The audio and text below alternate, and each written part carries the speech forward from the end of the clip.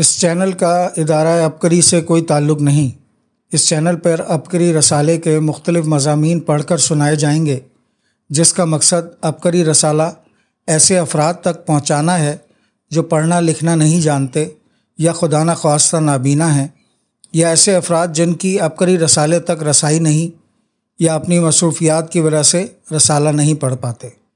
Channel کو بہتر بنانے کے لیے اگر آپ کی کوئی رائے ہے تو کمنٹ میں ضرور بتائیں تاکہ اس چینل کو بہتر سے بہتر بنایا جا سکے۔ شکریہ۔ بسم اللہ الرحمن الرحیم۔ اللہم صلی علی محمد کما تحب و ترضی لہ۔ جنات کا خاص نمبر ایک اور ویڈیو کے ساتھ آپ کی خدمت میں حاضر۔ آئیے مضامین کا مطالعہ کرتے ہیں۔ جنات دولت، رزق، برکت کے لیے اپنے بچوں کو یہ سکھاتے ہیں، آپ بھی سکھائیے۔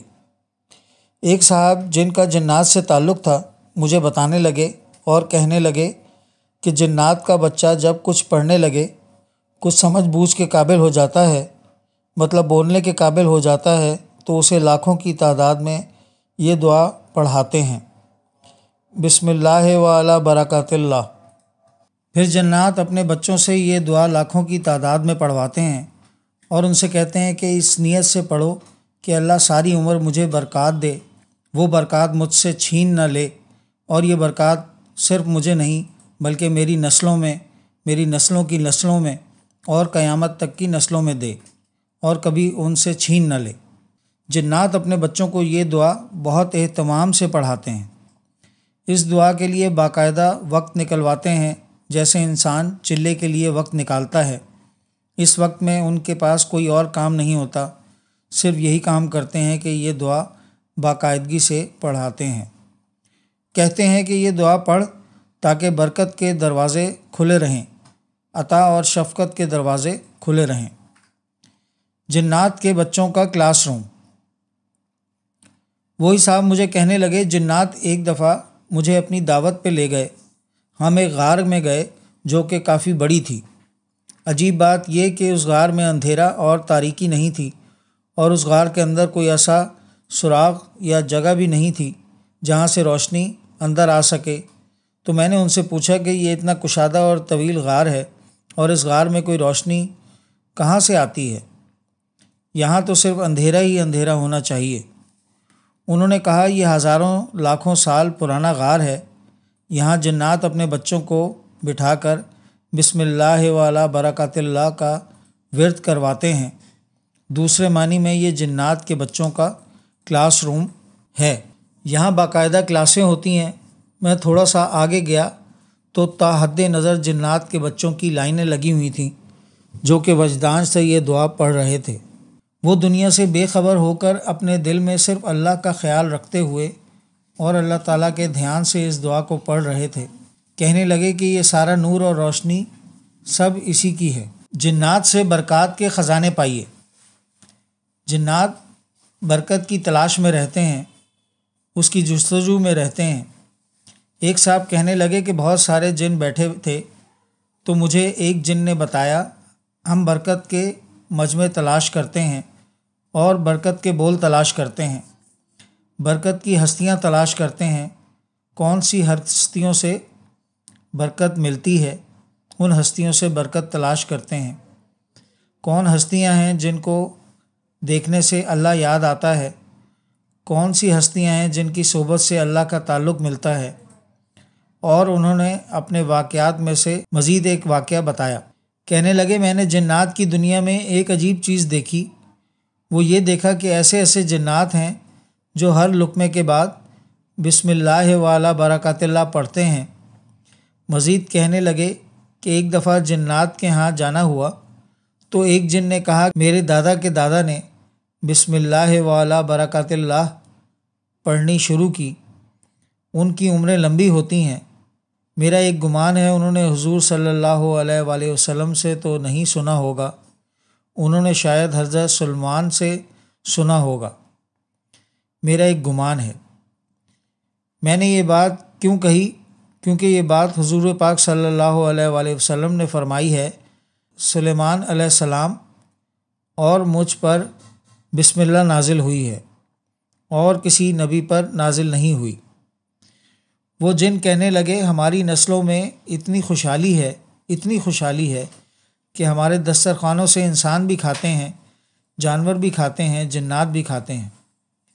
بہاولہ شیخ الوظائف حضرت حکیم طارق محمود چغتائی درس روحانی محفل تسبیح خانہ جمعرات 28 اگست 2025۔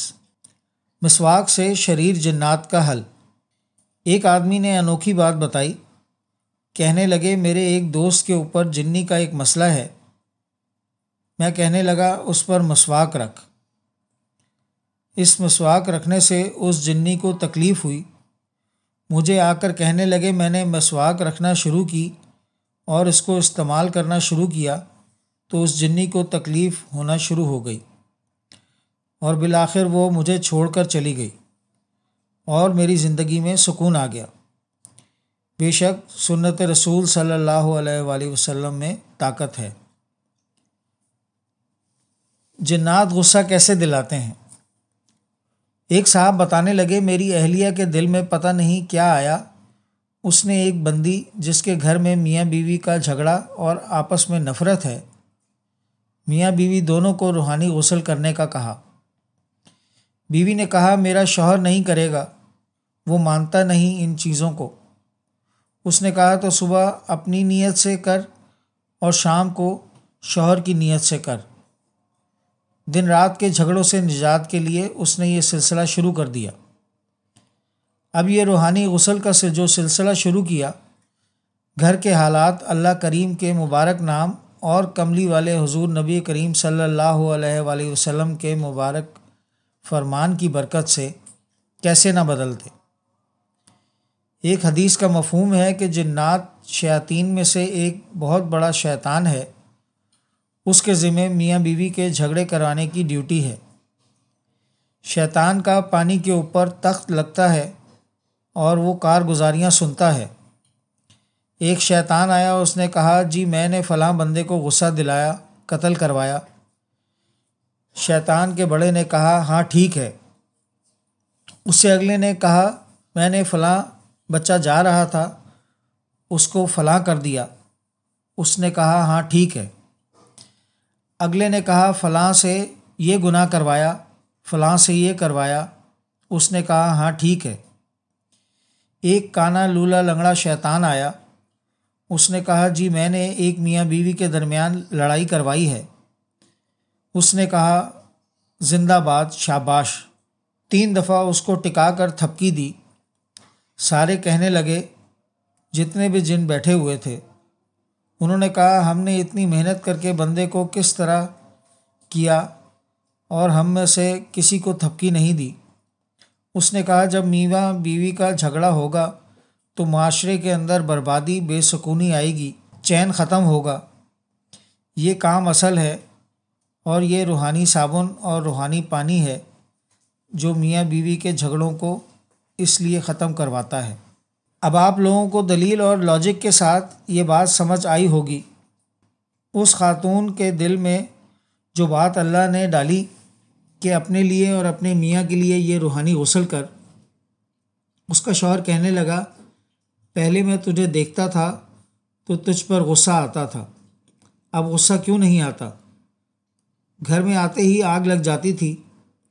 کئی لوگ مجھے خود کہتے ہیں اور آپ نے خود بھی دیکھا ہوگا کہ فلاں گھر میں میاں آئے تو اسے غصہ چڑھ جاتا ہے، یا بیوی کہتی ہیں مجھے دیکھتے ہی اس کو غصہ آ جاتا ہے، وغیرہ وغیرہ۔ وہ آگ کیا ہے؟ فرمایا انسان کو جب غصہ آتا ہے شیطان اس کے اندر خون کی شکل میں دوڑتا ہے، وہ آگ ہوتی ہے۔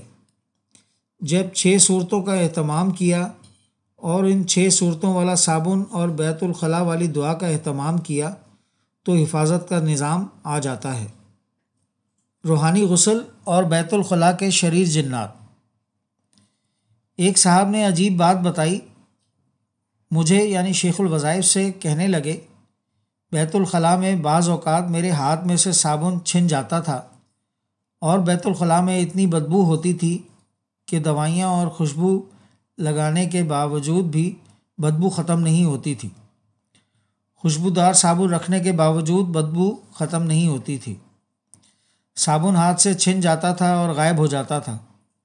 حالانکہ دروازہ بند ہوتا تھا اور بیت الخلاء کی کنڈی لگی ہوتی تھی۔ اگلی بات اس سے بھی عجیب بتائی۔ کہنے لگے ہمارے گھر میں شیمپو کی بوتلیں خالی ہو جاتی تھیں۔ میں اہلیہ کے لیے بلک میں یعنی بڑی تعداد میں بڑی بڑی شیمپو کی بوتلیں گھر میں لایا تو 3 دن کے بعد شیمپو کی بوتل میں کچھ بھی نہیں۔ کہنے لگے میں نے شیمپو نکالنے کے لیے اس کا اوپر سے لیور دبایا تو بوتل خالی ہو چکی تھی۔ میں نے پوچھا کہ شیمپو کہاں گئی؟ کہنے لگی لگتا ہے کسی بچے نے کسی نالی بیسن یا کسی کموڈ وغیرہ میں بوتل خالی کر دی ہے۔ ایک دفعہ ایسے ہوا، دوسری دفعہ ایسے ہوا، لیکن پھر یہ بار بار ہونے لگا۔ ہم نے کہا کہ ہماری تو شیمپو چوری ہو گئی۔ ایک عجیب بات اور بتاتے تھے، پانی میں جھاگ نہیں بنتی تھی، جیسے کوئی صابن کو پتھر بنا دے۔ پھر انہوں نے بتایا ہم نے روحانی غسل کرنا شروع کر دیا، جھاگ بننا شروع ہو گئی، شیمپو اور صابن کی چوریاں بھی رک گئیں۔ گھر میں سارے بیمار تھے۔ جب سے یہ عمل شروع کیا ڈاکٹروں کی دوائیاں ختم ہو گئیں۔ ہمارے بجٹ کا ایک وہ حصہ جو دوائیوں پہ لگتا تھا اور بندہ شفا یاب بھی نہیں ہوتا تھا، وہ سلسلہ بھی ختم ہو گیا۔ روحانی غسل کا طریقہ۔ اولیاء کا حیرت انگیز روحانی غسل ایسا مجرب عمل ہے جس میں اللہ کا فرمان ہے، یعنی قرآنی آیات، اور حضور صلی اللہ علیہ وآلہ وسلم کا طریقہ بھی، یعنی سنت کے مطابق غسل کرنا۔ اسی وجہ سے یہ ہر قسم کی بیماری اور پریشانی کے لیے ایک تیر بے خطا اور آزمودہ عمل ہے۔ ہزاروں نے آزمایا، آپ بھی یقین کی قوت کے ساتھ کریں، اللہ پاک اس عمل کو ضرور قبول فرماتے ہیں جس میں طاقت ہو۔ روحانی غسل کا طریقہ یہ ہے کہ آخری 6 صورتیں مع تسمیہ اول و آخر 3 بار درود شریف کے ساتھ 3 مرتبہ پڑھیں، اور اس کے بعد بیت الخلاء کی دعا اللہم انی اعوذ بک من الخبث والخبائث پڑھ کر بایاں پاؤں غسل خانے میں رکھ کر اندر چلے جائیں۔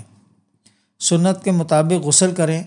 نہاتے وقت مسلسل دل ہی دل میں بیت الخلاء کی دعا پڑھتے رہیں، زبان سے بالکل نہ پڑھیں، اور اپنی ہر بیماری اور پریشانی کا تصور کرتے رہیں کہ وہ بھی اس پانی کے ساتھ دھل رہی ہیں، اور اس کے بعد جب باہر آئیں تو سیدھا پاؤں باہر رکھیں، اور پھر اسی ترتیب سے آخری 6 صورتیں پڑھیں جیسے پہلے پڑھی تھیں۔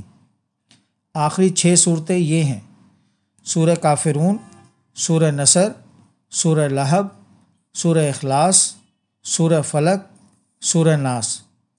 نوٹ: غسل جنابت کی صورت میں نہانے سے پہلے 6 صورتیں نہ پڑھیں، بلکہ نہانے کے بعد جب باہر آ جائیں تو بعد میں 6 مرتبہ پڑھ لیں۔ بحوالہ شیخ الوظائف حضرت حکیم طارق محمود چغتائی درس، روحانی محفل تسبیح خانہ جمعرات 21 اپریل 2011۔ زیر ناف اور بغلوں کے بال ہرگز نالی میں نہ پھینکیے، بیت الخلاء کے جادوگر اور خوفناک جنات۔ ایک صاحب نے مجھے یعنی شیخ الوظائف کو بذریعہ خط بتایا کہ میں نے کسی بزرگ کی کتاب میں پڑھا تھا کہ اپنے زیر ناف بال اور بغلوں کے بال کاٹنے کے بعد نالی میں نہیں پھینکنے چاہیے، کیونکہ اس سے وساوس کی بیماری پیدا ہوتی ہے۔ احادیث میں بھی بیت الخلاء کی دعا پڑھنے کی تلقین کی گئی ہے، کیونکہ بیت الخلاء میں شیاطین ہوتے ہیں، اور ایک حدیث کا مفہوم ہے جو شخص بیت الخلاء کی دعا پڑھ کر داخل ہوتا ہے تو اس کے اور شیاطین کے درمیان پردہ حائل ہو جاتا ہے، اور جو شخص بیت الخلاء جاتے وقت دعا نہیں پڑھتا تو شیاطین اس کی شرمگاہ سے کھیلتے ہیں۔ ان احادیث کو دیکھتے ہوئے اور آپ کی روحانی محافل سننے کے بعد اللہ نے میرے دل میں یہ بات ڈالی کہ جو زیر ناف بال اور بغلوں کے بال نالی میں بہا دیے جاتے ہیں تو خبیث شیاطین ان بالوں پر کیا کیا جادو کرتے ہوں گے، جس کی وجہ سے فحاشی، عریانی، بے حیائی اور زیر ناف بیماریاں عام ہوتی چلی جا رہی ہیں۔ میں نے آپ سے ناخنوں والا عمل سنا تھا کہ ناخن کاٹ کر ان پر ایک تسبیح انا للہ و انا الیہ راجعون پڑھیں اور انہیں پاک مٹی میں دفن کر دیں۔ میں ناخنوں پر یہ عمل کرتا تھا، پھر میں نے زیر ناف اور بغلوں کے بال کو نالی میں بہانے کے بجائے مٹی میں دفن کرنا شروع کر دیا۔ اس عمل کی برکت سے میں زیر ناف بیماریوں، علتوں اور ذلتوں سے محفوظ رہتا ہوں۔ جنات میں بھی چور موجود ہیں۔ مجھے ایک خط ملا۔ ایک صاحب بتانے لگے کہ اتوار کی بات ہے کہ میری اہلیہ نے بتایا، میں نے نماز کے لیے وضو کیا تو سونے کی انگوٹھی وضو کرتے وقت ہاتھ میں تھی۔ نماز سے فارغ ہوئی تو انگوٹھی میرے ہاتھ سے خود بخود غائب ہو گئی۔ بعد میں جب انہوں نے دوبارہ نماز پڑھی تو دیکھا کہ کمرے کی دیوار کے ساتھ کوئی پیلی سی چیز پڑی ہے۔ اٹھا کر دیکھا تو وہ انگوٹھی تھی جو غائب ہوئی تھی۔ پیر کے دن بیٹی کا BA کا انگلش B کا پیپر تھا۔ اس نے ٹیلی فون کر کے بتایا کہ پیپر ختم ہونے کے بعد جب گھر آئی، رول نمبر سلپ اس کے ہاتھ میں کسی اور کی تھی۔ پیپر انگلش B کی بجائے انگلش A کا تھا جو تقریباً 1 ہفتے پہلے ہوا تھا۔ تیسری بات، اس سے پہلے ایک واقعہ پیش آیا کہ بیٹی نے اپنی چھوٹی بہن سے لاکٹ لیا جو 1 تولے کا تھا۔ لاکٹ پرس میں ڈالا تو لاکٹ پرس سے غائب ہو گیا، جس کا آج تک پتہ نہیں چلا۔ بیٹی بہت پریشان ہے۔ 1-2 واقعات میرے ساتھ پیش آئے۔ میں پینشن لینے کے لیے جایا کرتا ہوں۔ 2 دفعہ ایسا ہوا کہ 1,000 روپے کم ہو گیا، جیب سے ختم یا نکل گیا۔ میرے گھر میں جو میرا دراز ہے اس میں 10,000 رکھے تھے۔ میں کسی دوسرے شہر میں گیا، واپس آیا تو اس میں 6,000 موجود تھے، 4,000 غائب تھے۔ چابی میرے پاس موجود تھی اور گھر میں کسی کے پاس نہیں تھی۔ یہ بتاتا چلوں کہ میری گھر والی اور بچے میری اجازت یا اطلاع کے بغیر میری جیب سے کچھ نہیں لیتے اور نہ میرے دراز سے، جبکہ جیب سے پیسے بھی چوری ہوئے اور دراز سے بھی ہوئے۔ جنات چھلاوے کی شکل میں۔ ہمارے گھر کے ساتھ ایک رنگو رام رہتا تھا۔ اماں رحمۃ اللہ علیہ اور نانی اماں رحمۃ اللہ علیہ فرماتی تھیں، ہم نے دیکھا ہے اس کا ایک باغ تھا، اس کو اب بھی رنگو باغ کہتے ہیں۔ کچھ اللہ والی مجالس تھیں۔ میں وہاں سے رات کو بڑی دیر بعد آ رہا تھا۔ میں نے کہا کہ یہ شارٹ کٹ ہے تو یہاں سے نکل جاتا ہوں۔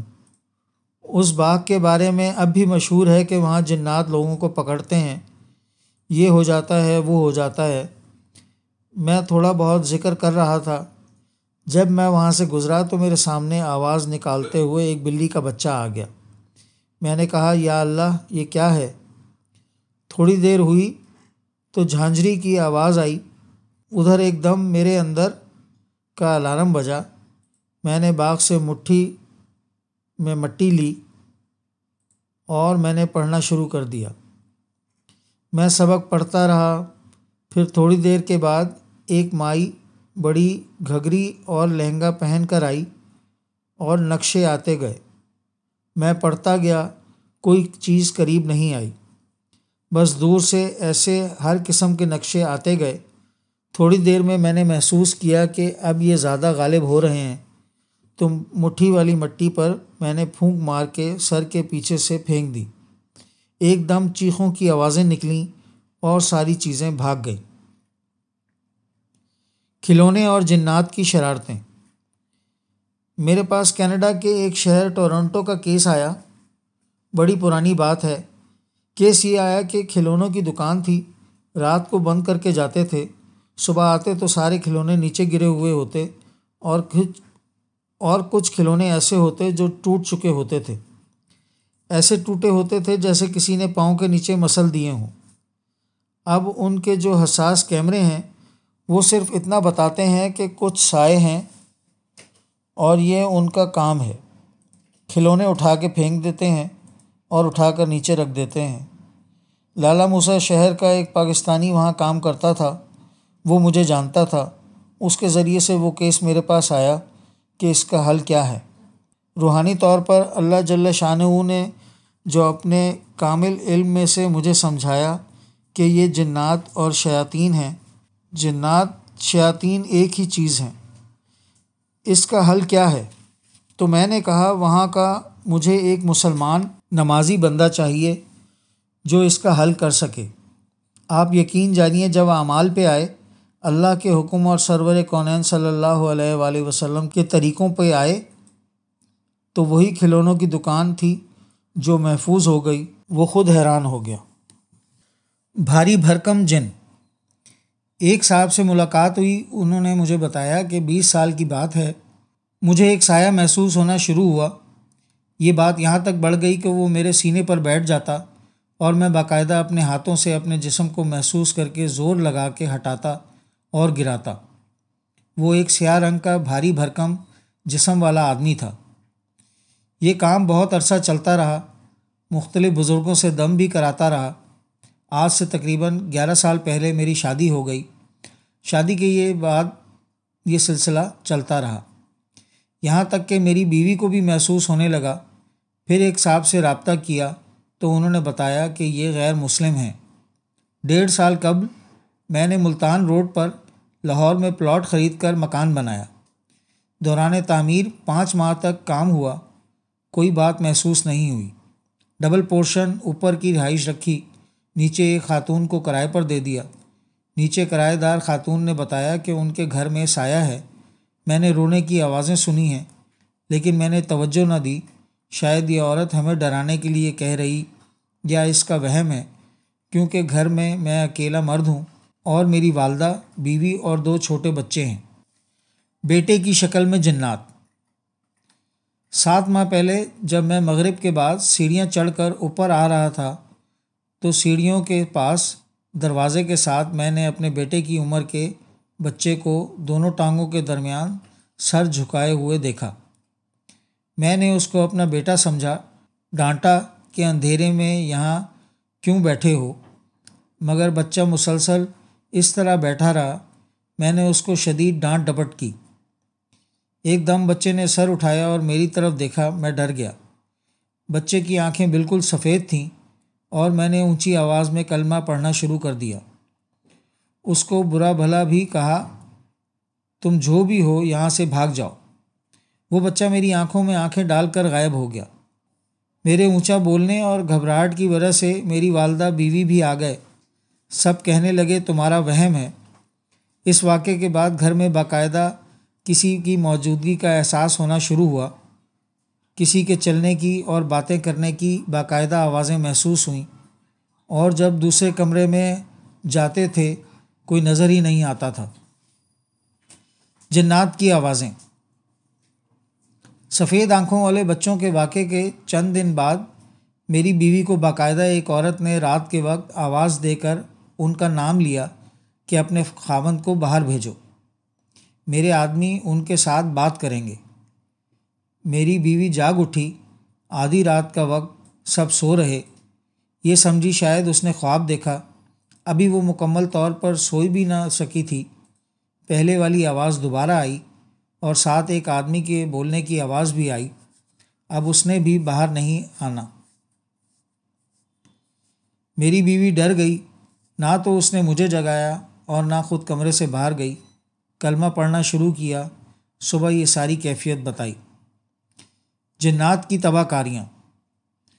کچھ دنوں کے بعد کمرے کے اندر گری دونوں بازوؤں کی ہڈیاں ٹوٹ گئیں، اور کچھ دن کے بعد بیٹا کرسی سے گرا اور بازو کی ہڈی کا فریکچر ہو گیا۔ کچھ دن بعد میرے سسر اور چچا جو میرے گھر میں اچھے بھلے آئے، باتیں کرتے ہوئے ہاتھ میں پانی کا گلاس باتیں کرتے ہوئے پکڑا، اور ایک دم میری بیوی نے چیخ ماری کہ ابو کیا ہو رہا ہے۔